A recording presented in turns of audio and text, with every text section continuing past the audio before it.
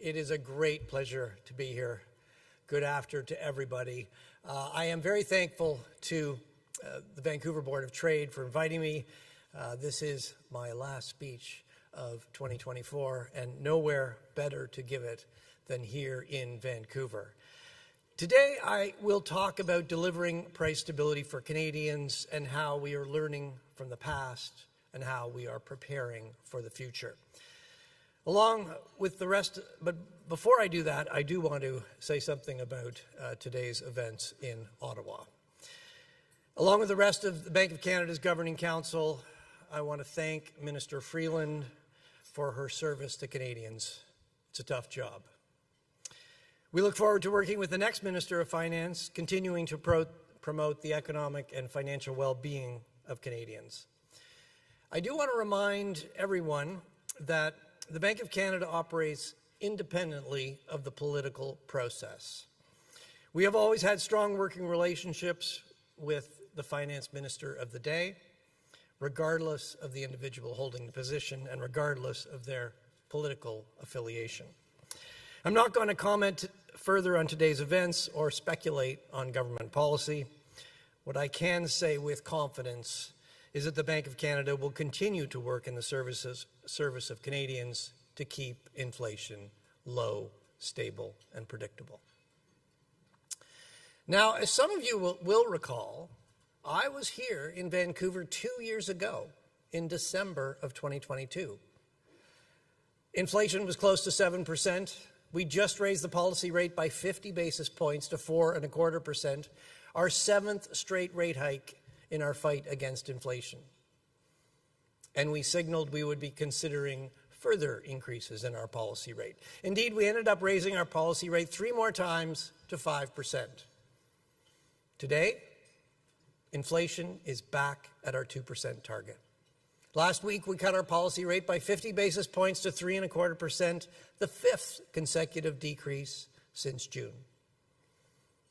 We've come a long way in 2 years. Monetary policy has worked to restore low inflation. Interest rates have come down substantially, and household spending has begun to pick up. But I'm not here to give a victory speech. Price stability is low, stable inflation. Inflation is low once again. Now we need to stabilize it around the 2% target. That's price stability. That's giving Canadians the confidence that their cost of living will not change materially year to year. Today I want to talk about delivering price stability for Canadians. I'll start with the present, where the economy is today, and what we're focused on to keep inflation close to the 2% target. Then I'll look back to learn from the past. We need to use the pandemic experience to prepare for future crises. And finally, I'll look ahead. The future looks more uncertain and more prone to shocks than we would all like. We need to be prepared, and that work is underway. So let's start by looking at current economic conditions. The economy grew by 1% in the third quarter, which was slower than we expected. And recent data offer a mixed picture. Consumer spending and household activity both picked up in the third quarter as lower interest rates started to boost household spending. Annual revisions also suggest the level of GDP is more than 1% higher than previously reported. However, weakness in business investment, inventories, and exports point to less momentum headed into the fourth quarter, and the labor market is still softening. Looking ahead, a number of government measures will affect the dynamics of growth and inflation. Lower immigration targets suggest GDP growth next year will be lower than we forecast in October. Other federal and provincial government policies, including the GST break on some items, one-time payments to individuals, and changes to mortgage rules, will also affect household spending and inflation in the months ahead. As always, what we'll do is we will look through the effects that are temporary and focus on underlying trends to guide our policy decisions. Inflation has been close to our target since the summer, and it was actually exactly 2% in October. and it's expected to average close to the 2% target over the next couple of years. In the October CPI data, the upward pressure on inflation from shelter and the downward pressure from goods prices both moderated largely as expected. In the next few months, the GST holiday will temporarily lower inflation, but that will be unwound once the break ends. There are risks around our inflation outlook. Elevated wage increases combined with weak productivity growth could boost inflation as businesses look to pass on higher costs. Or the economy could continue to grow below its potential, which would pull inflation down. With inflation back to 2%, we are now equally concerned with inflation coming in higher or lower than we expected. The economic outlook is also clouded by a major new uncertainty, the possibility the incoming U.S. administration will impose new tariffs on Canadian exports. No one knows how this will play out in the months ahead. With inflation back to target, the economy in excess supply, and the growth outlook softening, we cut our policy interest rate by 50 basis points in each of the last 2 decisions. Monetary policy no longer needs to be clearly in restrictive territory. We want to see growth and hiring pick up to absorb the unused capacity in the economy and keep inflation close to 2%. So that's the present. As we deal with the present, we also need to reflect on the past. And as much as we would all like to forget the dark days of the pandemic, we need to learn from that unprecedented crisis. So the Bank of Canada has been conducting a review of the policy actions we took to restore financial stability and support the economy during the pandemic. This work is nearly done, and once it's completed, we will publish our review together with an assessment by an independent panel of experts. But some of the key takeaways are already clear. Our pandemic response was effective in restoring market functioning, preventing an even worse calamity, and supporting the economy. The crisis was developing rapidly, and a quick and bold response was critical.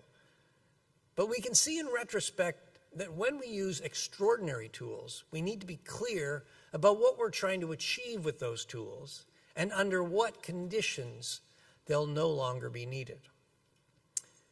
And perhaps most importantly, we need to remember that the actions we took were truly extraordinary. The bar to use exceptional tools has always been high in Canada, and it should remain high. These are not conventional monetary policy. We also need to take on board the lessons from the surge in inflation that followed. Why did inflation rise so rapidly, and how effectively did monetary policy respond? To be prepared for the future, we need to be clear-eyed about what surprised us. My colleagues and I have already written and spoken about some of the lessons, so I can be brief here, but I want to highlight 3. First, economic supply matters every bit as much as demand, and we need to understand it better. Monetary policy typically focuses mostly on demand, and that's because interest rates largely affect demand, and because supply usually evolves more smoothly and predictably. The pandemic reminded us we cannot take that for granted. Supply disruptions can be sudden, severe, and persistent. They can accumulate, and they are more inflationary when demand is strong. We also learned that what matters for inflation is not only the demand-supply balance for the economy as a whole, but also across different sectors. The disinflation in weak sectors may be smaller than the inflationary impact on sectors that are overheated. In the future, we need better information and analysis about the supply side of the economy. Second, we learned that price-setting behavior changes when inflation is high. You're all businesses. What we see is that typically businesses are hesitant to raise prices. They worry their price increases will stand out and they'll lose customers to their competitors. But as the economy came out of the pandemic, supply disruptions and higher commodity prices pushed up costs, and demand was very strong. Businesses had trouble keeping up with orders. With high demand, businesses felt they could pass on more of their cost increases than usual and more rapidly. What we learned is that in some contexts, businesses can dramatically change their price-setting behavior. Our economic models and forecasts need to reflect this reality. And finally, we learned, or perhaps we relearned, just how much people hate inflation. All of a sudden, people couldn't afford the things they need. And while inflation is low once again, many prices are still a lot higher than they were before the pandemic. So people feel ripped off. And that erodes public trust in our economic system. The spike in inflation in 2022 was a reminder that even though inflation was relatively low and stable for 30 years leading up to the pandemic, central banks cannot take public trust for granted. We need to earn that trust by being clear about our objectives, accountable for our actions, and humble in the face of uncertainty. That brings me to the future. Unfortunately, it looks more uncertain than it did before the pandemic. Big structural changes are already underway. Deglobalization, demographic shifts, digitalization, and decarbonization are all having significant effects on jobs, growth, and inflation. Trade protectionism and economic fragmentation are rising, and the appetite for global cooperation is waning. Shifting international relationships are adding uncertainty and costs and altering investment plans. Aging populations, changing immigration policies will also affect the supply and cost of labor. And new technologies, including AI, will disrupt existing industries and create new ones. And the impacts of climate change and the transition to low-carbon economies are becoming more pervasive. Monetary policy can't eliminate any of this uncertainty. But by keeping inflation low and stable, monetary policy can avoid making it worse. So how do we prepare? For 2025, we've set 3 priorities to help us deliver for Canadians in a more uncertain world. We need to work with our international partners to try to shape the future. Canada's G7 presidency next year is an opportunity to lead. We also need to improve our analysis, using richer information and better tools to respond to inevitable shocks. And finally, we need to ensure our monetary policy framework is fit for purpose. So let me take each of these in turn. We often focus on negative international spillovers, the harm one country's actions can have on other countries. But we can create positive spillovers when we work together. The shared resolve of major central banks to fight the post-pandemic inflation reduced the demand for global goods and took pressure off tangled supply chains. That helped us all get inflation back down without causing major recessions. In 2025, Canada hosts the G7 meetings. That gives us a chance to build on these positive spillovers. Let's face it, international cooperation is getting harder. But as shared global risks accumulate, it is more important than ever. At the top of the list is economic security. The combination of higher sovereign debt, higher long-term interest rates, and lower economic growth is making the world more vulnerable. War, geopolitical tensions, and the rising threat of protectionism are compounding these vulnerabilities. The democracies of the G7 will be stronger if we confront our shared economic security issues together. We must also confront other mutually important issues, including the risk and opportunity of AI, the potential vulnerabilities arising from non-bank financial institutions, and the need to improve cross-border payment systems. Canada can't do these things alone. Here at home, the volatility of the past several years highlights the need to sharpen our policy tools. That starts with richer information. We have invested in detailed sectoral data on global value chains. We've expanded our surveys to reach many more businesses and consumers in Canada. And we're increasingly using large micro-level data sets on prices, on jobs, on household credit to enrich our analysis. With richer information, we can build richer economic models. We've begun to work on our next generation of economic models that will incorporate the key lessons of recent years.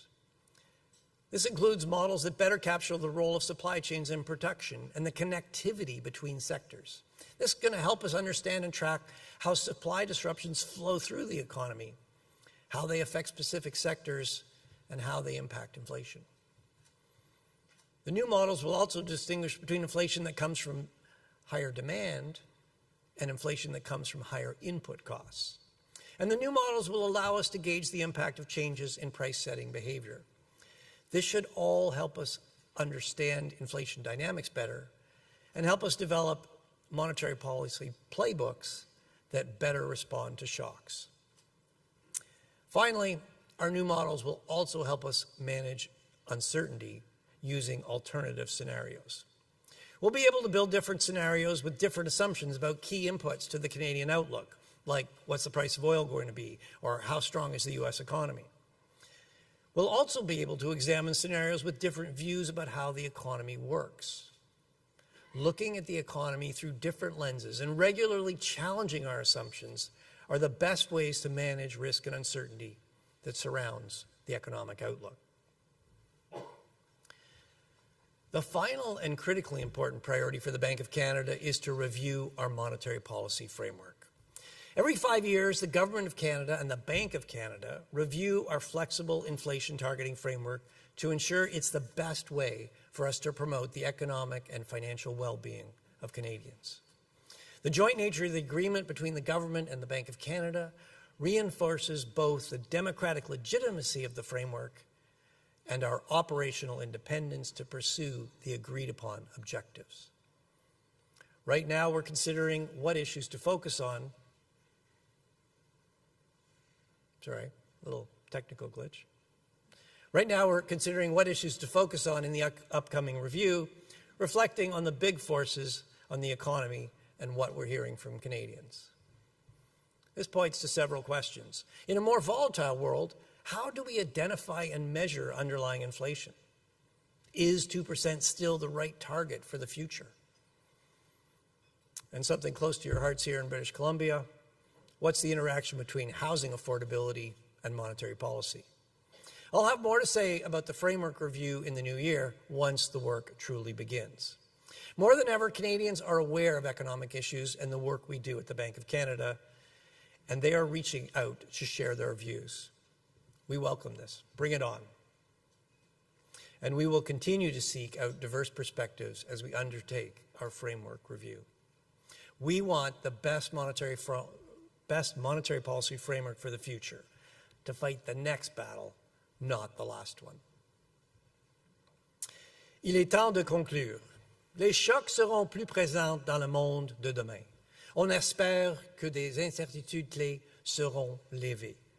Ce n'est pas sûr, mais on peut se préparer.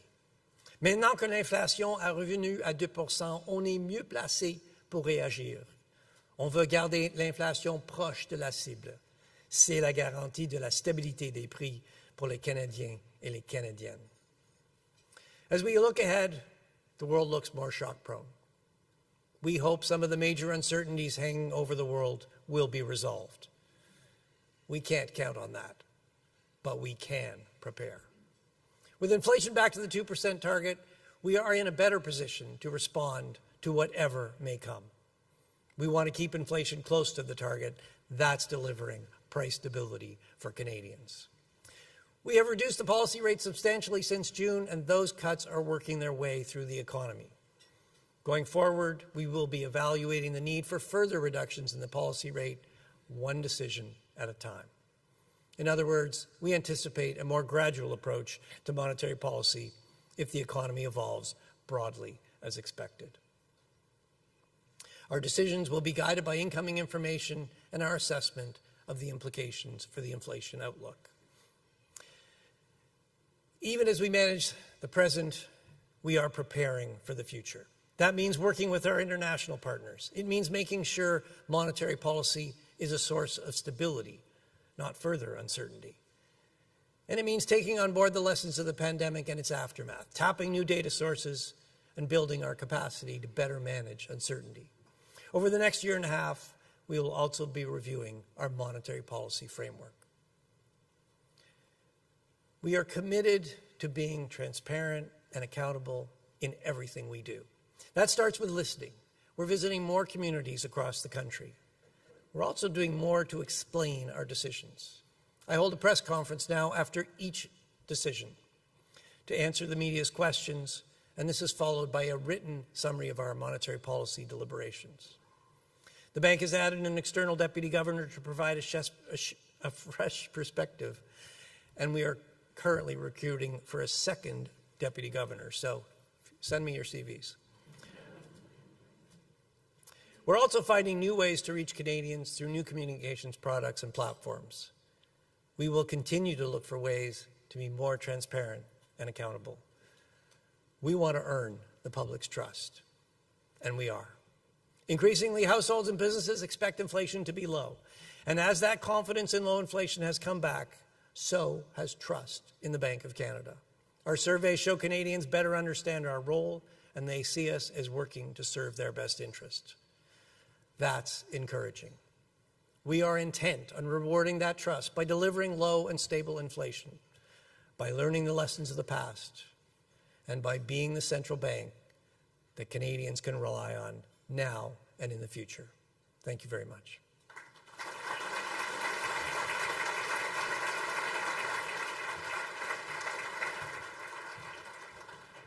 Thank you very much, Governor. I think the engagement and the discussion right now will be focused on addressing the volatility and uncertainty that many businesses are facing and the risks and the opportunities in the year ahead. So I would like to call on our moderator for the question and answer period with the Governor. Please welcome on stage Darren Dahl. Darren is the Dean and Innovate BC Professor at the Sauder School of Business, University of British Columbia. He is a celebrated teacher and researcher in the fields of creativity, social influence, and consumer behavior. And as they are settling in, a reminder, you can submit your questions on slido.com. Darren, I'll hand it over to you. Thank you. First off, I want to say welcome to Vancouver, and thank you so much for your remarks. Amazing.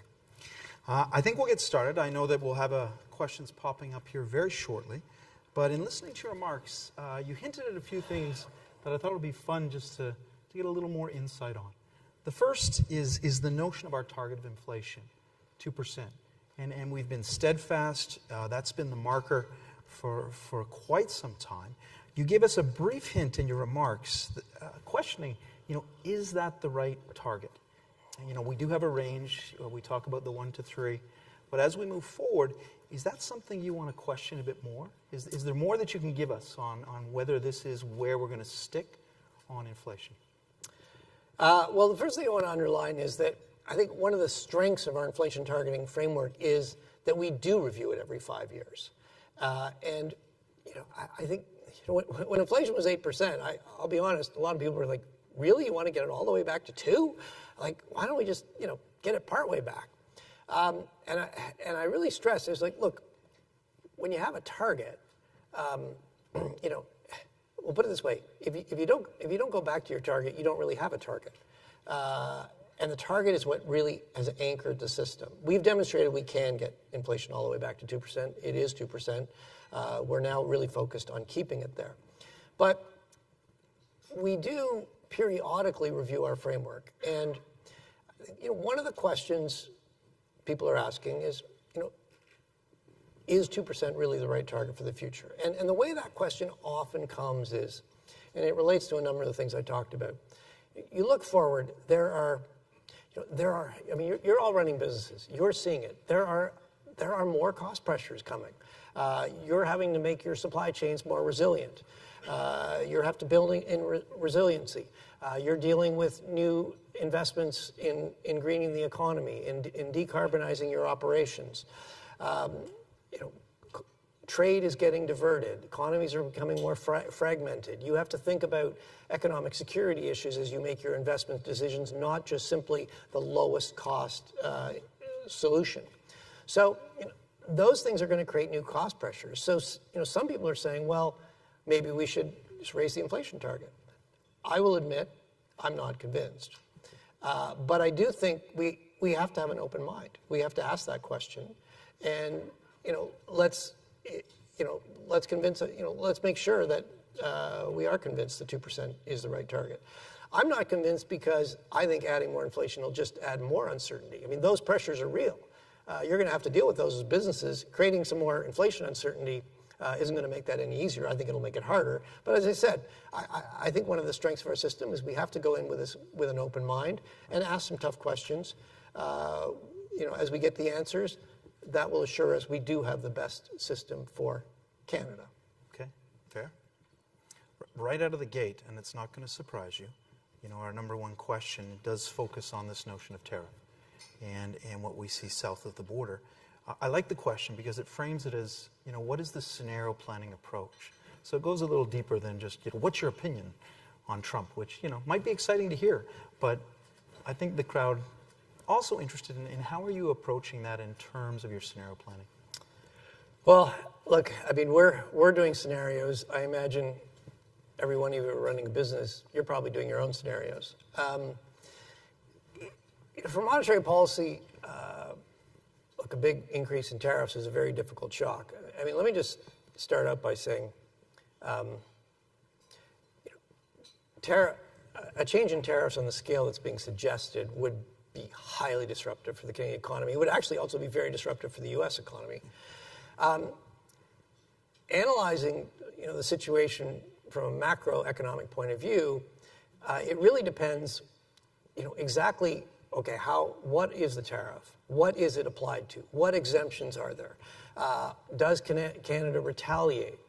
All those things matter a lot for the economic impact. So yes, we are doing scenarios. In fact, we've published some of them when in the previous Trump administration, we saw some tariffs. We did some scenarios, and actually, if you want to go back and look there's one in the July 2019 Monetary Policy Report. Interestingly, it's a 25% increase in tariffs. It wasn't just for Canada; it was for everyone. I think what that highlights is there is a lot of uncertainty in the effects, but we do have economic models. We can work through the channels. So we're doing scenarios. We can't run monetary policy on something that might happen.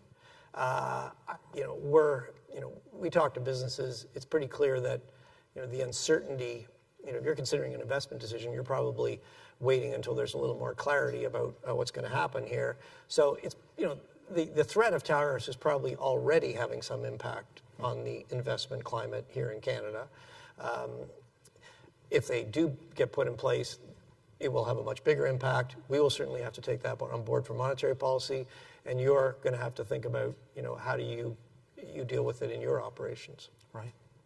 So obviously a potential challenge. The next question I think that's quite interesting is, that macro question of, what are the other major challenges that Canada is going to face? If we put you on the spot and said, think of the 1, 2, or 3, major things that we need to be thinking about as business leaders, where are the challenges going to come from? What would you say? Well, it's no secret we've put productivity very high on the list. Yep. One thing I think that puzzles me a little bit is you look at the Canadian economy, you look across the Canadian economy, almost every sector, we have a world-beating company that is competing really effectively in global markets, that's growing, that's investing, that's developing talent, that's exporting, and it's winning in global markets. But when you look at our productivity numbers, while we have very successful companies in every sector, we just don't seem to have enough of them because our average productivity growth is really quite weak. So it's not as if we can't do it. We can do it. The question is, what is holding us back from doing more of it? I think there are some what I've called own goals. I think there's some things we do to ourselves, interprovincial trade barriers, long regulatory approvals that businesses hate uncertainty. Regulations are in place for good reason, but when it simply takes too long, business capital goes elsewhere. So I think there are some things we've done to ourselves. I think there are some deeper structural issues that won't get fixed quickly. But our view is, look, we need a more concerted focus on productivity. And why do we focus so much on productivity? Well, productivity is what pays higher wages. Productivity is what increases standards of living. Productivity is what makes your businesses more competitive, grows your bottom line. And for monetary policy, what productivity means is the economy can grow faster without creating inflationary pressure, because we're getting more output with the same inputs. So we're not creating inflationary pressure. So productivity just solves a lot of problems. Our view is we need a more concerted focus. So if we follow up on that, and there's actually a couple questions just popping, so you've keyed in on something that clearly is important to the room. What can the Bank of Canada do or encourage or at least support with respect to this notion of productivity? Like, how can we as institution, have an impact? Well, unfortunately, the Bank of Canada actually can't do that much. It's actually the business community that creates productivity. It's not the Bank of Canada. I mean, what does the Bank of Canada do? The way I would put it is, we create some fundamental kind of background conditions that businesses need to thrive. So low stable inflation, low predictable inflation. You can have more confidence that your costs are not going to be changing rapidly. Financial stability. We are not the Canada's prudential regulator. That's the Office of the Superintendent of Financial Institutions. But we do work with OSFI and the Department of Finance. And what we tend to focus on are what are systemic risks to the system. So we use our macro financial expertise to identify what are big systemic risks. So, what is this? Well, housing has been, we've got high household debt in this country. That is a vulnerability. How do we manage that so it doesn't turn into a bigger problem? And hopefully by creating more stability, more predictability, that creates an environment where you can focus on the things that you need to focus on to grow your business, grow your economy. So the Bank of Canada's role in here is quite indirect. I think the other thing we can do and do is productivity growth is very critical input into how we see the economy growing, because as I said, more productivity growth, faster the economy can grow without creating inflation. So that's something we're always trying to assess. So we do a fair amount of research on and analysis on productivity, and we talk about it, we publish it, and hopefully that helps. Okay. You see the top of the leaderboard here. Cryptocurrency won't go away. It's clearly something that's on people's mind. Opinions, thoughts on the future of cryptocurrency here in Canada? You know what? I really don't have much on this one for you. I may be biased, but I kind of like our Canadian banknotes. I'm a big believer in the Canadian dollar. You won't be surprised. And whether you hold that in physical cash or whether you hold it digitally in your bank account. Look, I think Canada having its own currency, that allows us to run a monetary policy that is geared to Canada. Mm-hmm. Look, Bitcoin, my opinion, it's a speculative asset. If you want to buy it, buy it. If you don't. That's we don't give investment advice. Perfect. But we can shift because of your love of Canadian dollar. Obviously, we're looking at a weaker Canadian dollar. How does that impact your interest rate decision process? How does that factor in to the? And I think that's a more pertinent question that might be on your mind. Sure. Yes, the Canadian dollar has weakened. When we did our outlook in October, it was around 73 cents. It's been about 70 and a half the last few days. So it's down about 2.5 cents. So a couple things. First of all, we don't target the value of the Canadian dollar. It is determined in markets. What we target is the inflation rate. And we use our policy interest rate to try to keep inflation close to 2%. And the interest differential with the United States is one thing that affects the exchange rate.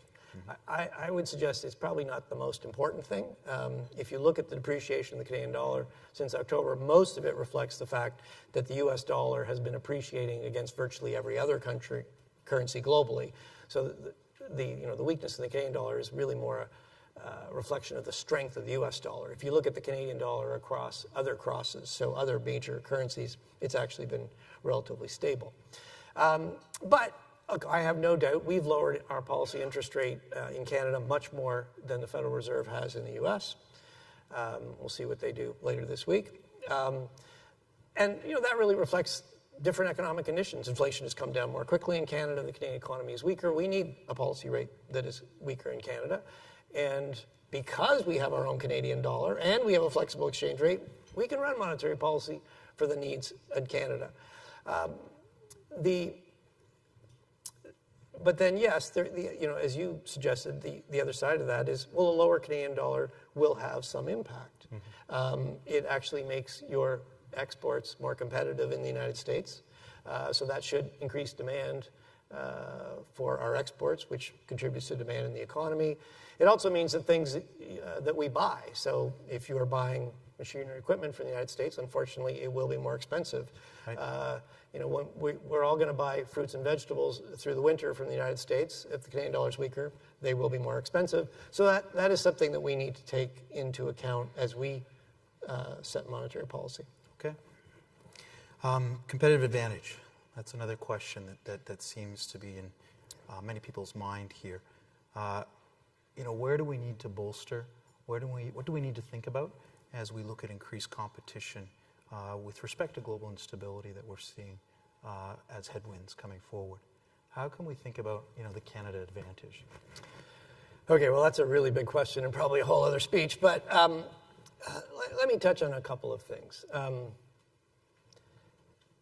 I think you start by playing to your strengths. You start by doubling down on what you're really good at. I think our education system has been a huge strength in this currency. I'm talking to a dean of a business school, a former dean of a business school to a current dean of a business school. So maybe that doesn't surprise you. But a lot of deans. Look, I think our education system has been a huge advantage. And I mean, I can certainly tell you, when I was dean of the business school, companies were coming to Canada, and they're coming because they wanted to hire Canadian talent. So I think that is a big strength, and I think the education system is under some pressure. It is going to be important that we build on our strengths and we don't take them for granted. We actually have a wonderfully diversified economy. We've got a very strong natural resource sector. We have an important manufacturing sector. We have a growing service sector. Our tech sector, I'm here in Vancouver. Your tech sector has grown considerably in recent years. So, that diversity, I think, is another strength, and I think we want to work to preserve the strength in different parts of our economy. There is strength in diversity. This is clearly under threat at the moment, but Canada actually has, with the trade agreement with the United States, with the Trans-Pacific Partnership, with the CETA trade agreement with the European Union, Canada actually has among the best trade access in the world. That is under threat. That is a big uncertainty for us. And there's going to have to be an all-hands-on-deck approach to doing whatever we can to preserve that market access. But that, again, is a big advantage for Canada. Perfect. Just a few questions left. You did highlight in some of your remarks the notion of housing affordability, its impact on inflation. And obviously that's something very central here in Vancouver, often on people's mind, everything from, individually affording housing to, how do we recruit great talent when housing becomes a barrier. So when you think about housing in general for Canada and monetary policy, what intersection do you see there, if any? Well, look, to state the obvious, we don't do housing policy at the Bank of Canada. We do monetary policy. But we are very aware that the housing sector is among the most interest-sensitive parts of the economy. So when we lower interest rates, one of the first places you tend to see it is you tend to see a pickup in housing activity, and that's what we're seeing.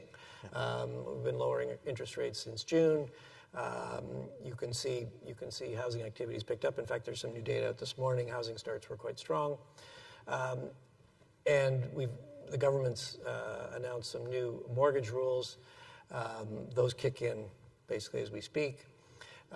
So, the combination of lower interest rates, some new mortgage rules, we are expecting to see some pick up in housing. That's not going to solve the housing affordability problem, though. Right. I mean, what's going to solve the housing affordability problem is not lower interest rates. It's not higher interest rates. We've tried both. It's more supply. I mean, if you want to get more people in houses, we need to build more houses. And I think too long we focused too much on demand. I am very pleased to see in the last few years there is much more focus at all levels of government on supply. I think that is going to help. I don't think there's a quick fix solution here. It takes time to build houses. It's going to take time to get supply up. That's really that's what that was what's need to be done to address affordability. Okay. One last quick question for me on your remarks, and you spoke specifically of the review in terms of pandemic and 3 strong lessons that came out of that. What was surprising to you, though? What did you not expect? Has anything come out of that review, that process, that caused you to pause and say, okay, that one I didn't see? Or was it all predictable? Well, I think I think the major lesson is, one of the extraordinary tools we used our balance sheet in a very big way. And I mean, what we did is we bought a lot of government bonds, mostly federal. At the beginning, we also bought some provincial, although those amounts were really quite small. But we bought a lot of government bonds. And we did that for 2 reasons. The one is, at the beginning of the crisis, there was a huge dash for cash. Everybody in the financial system wanted cash. They were dumping everything into the market to get cash. And as a result, the system just, it froze. There were way too many buyers and far too few sellers. Sorry, there were way too many sellers and no buyers. So the Bank of Canada had to come in as the buyer of last resort to keep that market open, because if the government bond market closed, the whole corporate bond market is closed too. So nothing gets funded. So the Bank of Canada came in as the buyer of last resort. We then, in the second part, we'd lower our interest rate to effectively 0. We couldn't lower it anymore. So we used buying of government bonds as a way to pull interest rates down further at the yield curve. We couldn't lower our policy rate, but we could lower the interest rates that businesses and households borrow at. I think in retrospect, we should have been clearer about when we were using the tool for one purpose and when we were using it for the other purpose. And we probably should have had some different decision processes to distinguish the two.